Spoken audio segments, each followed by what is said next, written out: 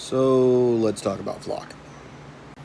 The intention behind Flock is to have a network powered by AI using cameras to track vehicles and individuals associated with criminal activity.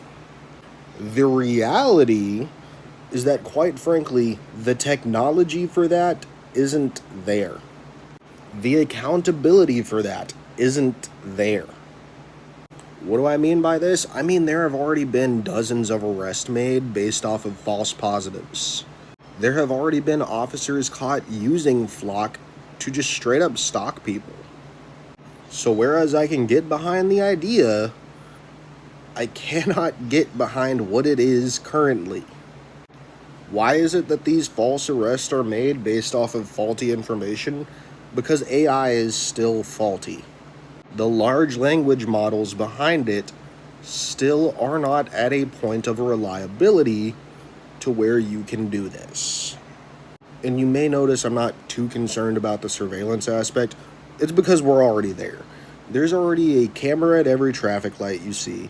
There's already a camera on most buildings you pass. Surveillance is already there. We fucked up that one a long time ago. Which brings it back to the fact that my concern is to do with the technology not being there and the misuse of authority. I mean, seriously, this thing's job is to read license plates, and it fucks it up all the time already.